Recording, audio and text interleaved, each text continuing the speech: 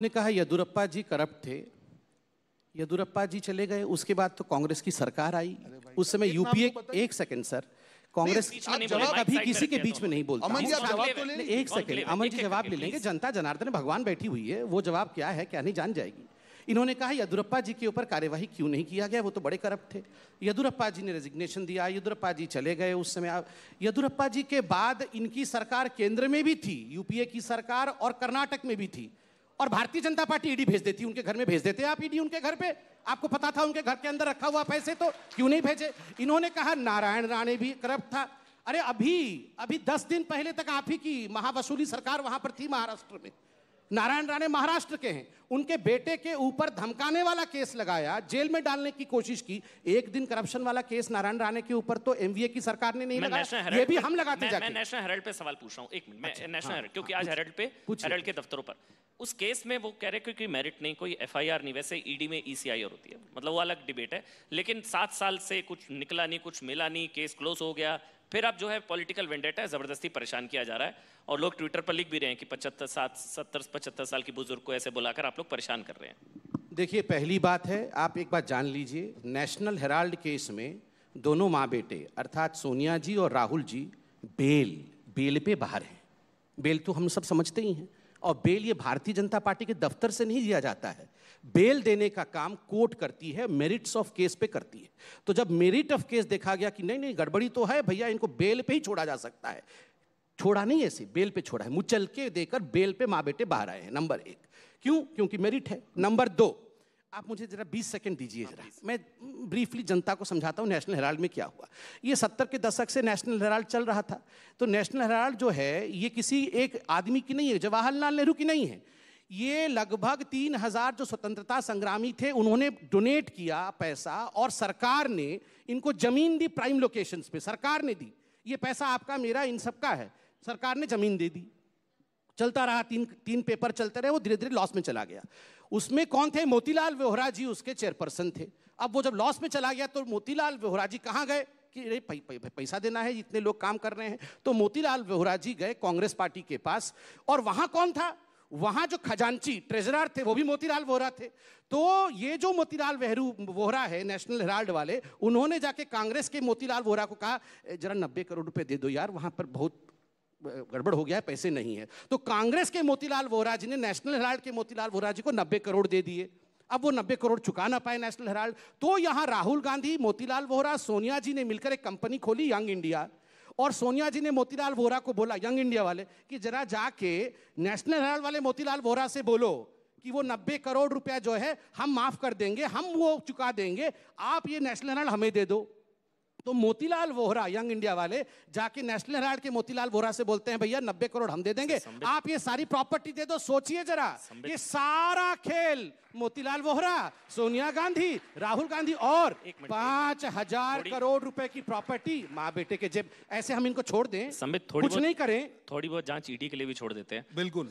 देखिए अभी नहीं सबको सब कुछ पता है। ये बॉर्डर स्कैम में यहाँ पे भाई मेरे अब हो गया आपका भाई, चलो बोलो, ऐसे ही हाल खराब है, बोलो। ठीक है, अभी जैसे कहा, सारा जो नॉलेज इनका है ईडी को कुछ काम करने की जरूरत ही नहीं, इनसे ही ब्रीफ लेके चले जाते। अगर इस केस में तथ्य होता तो 8 साल तक भाजपाई वेट नहीं करते। दूसरी बात, उन्होंने बहुत चीजें कही सारी तथ्य के खिलाफ। जो 5000 करोड़ की बात कर रहे हैं उसकी वैल्यू है 370 करोड़। दूसरा, नेशनल हेराल्ड एक नेशनल अखबार था, 1942 से चल रहा था।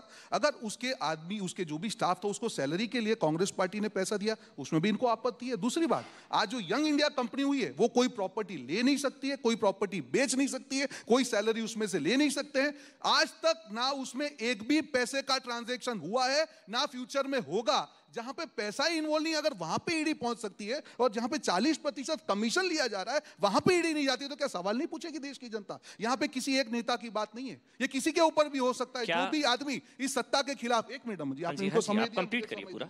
यहां पे जो हम बात कर रहे हैं, जी क्या हो रहा है, आज महंगाई की हम बात कर रहे हैं, देश टॉप पे चला गया, 7% के ऊपर महंगाई का दर है। पर इनको स्वीकार नहीं करना है। मैं जिस गुजरात से हूं, मैं आपको बता रहा हूं अमन जी, जिस प्रकार का हाल है वहां पे, 100 लोगों के करीब अभी लोग 2-4 दिन पहले मृत्यु हुई, एक भी प्रधानमंत्री की ट्वीट नहीं आई, एक भी भाजपा नेता का ट्वीट नहीं आया। ये 27 साल का कौन सा गुजरात मॉडल है? नशे की बात कर रहे हैं, करोड़ों की वहां पे ड्रग्स पकड़ी जा रही है, एक भी आदमी भाजपाई बोल नहीं रहा है। ये सब पैसा कहां जा रहा है? वहां पे ईडी क्यों नहीं आ रहा है? मुद्दा जो सिलेक्टिव जो हो रहा है, जो सरकारें गिर रही हैं, जो देश में लोकतंत्र की हत्या हो रही है, जो एजेंसी का दुरुपयोग है, हम उसके खिलाफ। अच्छा, क्या जो इनका आरोप है, बस एक हाँ या ना में बताइएगा, क्या कांग्रेस पार्टी ने 90 करोड़ का लोन दिया और क्या कांग्रेस पार्टी ने 90 करोड़ का लोन माफ किया? हाँ या ना? बिल्कुल माफ नहीं किया। उसके राइट इक्विटी क्रिएट किया है और उस राइट को वहां पे यंग इंडिया के माध्यम से दिया है। और आखिरी चीज, 90 करोड़ का लोन माफ नहीं किया, बिल्कुल वहां पे जो इक्विटी में उसको कन्वर्ट किया, तो क्या एजीएल से वापस आया 90 करोड़?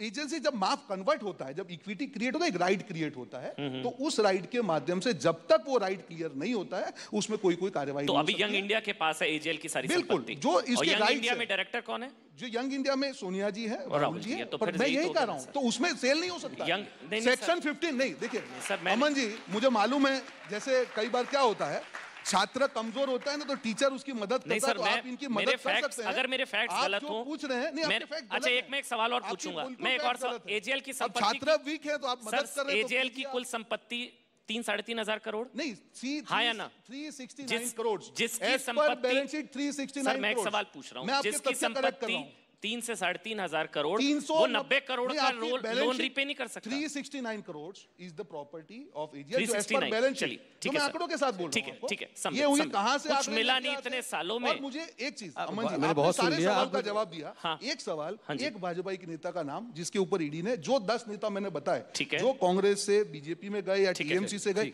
एक नेता का नाम बताए जिस पे उन्होंने कार्रवाई की। ठीक है, अब संबित की बारी है। संबित, देखिए, कुल मिला के लड़ाई ये हो रहा है कि ईडी हमारे घर में आई, ठीक है, उनसे कमेंट नहीं, तुम्हारे घर क्यों नहीं गई? ये जो 5,000 करोड़ की प्रॉपर्टी, वो 5,000 करोड़ की नहीं है, वो 500 करोड़ की है, वो 350। आप गलत क्यों बोल रहे हैं जनता के बीच में सामने? चिल्लाते हैं। अगर आप सच है तो बताइए। रोहन, शांति वो से आपके बीच में उन्होंने माइक नीचे रख दिया था। कितने शांति से बैठते हैं, थोड़ा समझा करिए, कैसे शांति। प्लीज। लोकतंत्र की हत्या हो गई, लोकतंत्र की, इतना चिल्लाते हैं ये लोग, और फिर बोलते हैं हत्या हो गई। हम कितने शांति से बैठे हुए हैं यहाँ, देखिए।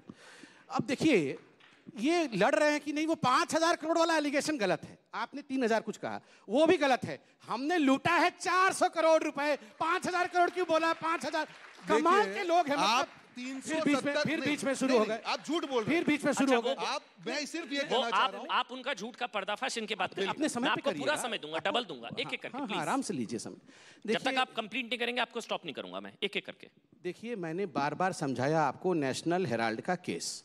नेशनल हेराल्ड के केस में आप बताइए, कंप्लेनेंट कौन था? सबसे पहला कंप्लेनेंट जस्टिस शांति भूषण, जो लॉ मिनिस्टर थे, जो भाजपा के खिलाफ हैं, और काटजू, जस्टिस काटजू, जो सुप्रीम कोर्ट में थे। दोनों ने क्या चिट्ठी लिखा? शेयर थे, दोनों ने चिट्ठी लिखा कि हम शेयर होल्डर थे नेशनल हेराल्ड में, इस यंग इंडिया ने हमारे शेयर को ले लिया नेशनल हेराल्ड से, और हमें शेयर होल्डर्स की मीटिंग तक नहीं बुलाई गई, हमसे पूछा तक नहीं गया। और आप जानते हैं शांति भूषण जी हमारे खिलाफ है, प्रशांत भूषण जी के पिताजी हैं। उसके बाद ये सारा एक्टिविटी शुरू हुआ है, कंप्लेनेंट इन्हीं के घर के अंदर से थे। दूसरा, इन्होंने गुजरात, मैं जिस गुजरात से हूं, उस गुजरात में ड्रग पकड़ा जा रहा है। क्या पकड़ा जा रहा है? अगर हमें चोरी करना होता तो करोड़ों के ड्रग पकड़ते नहीं, ले जाते अंगठे में दबा कर। पहले यही अंगठे में दबा के ले जाते थे, पकड़ाया नहीं जाता था। और गुजरात में क्या हो रहा है? गुजरात में क्या हो रहा है, जरा हार्दिक पटेल जी से पूछिए। आपने अध्यक्ष बनाया था, थोड़े दिन में देखिए मोह भंग हो गया।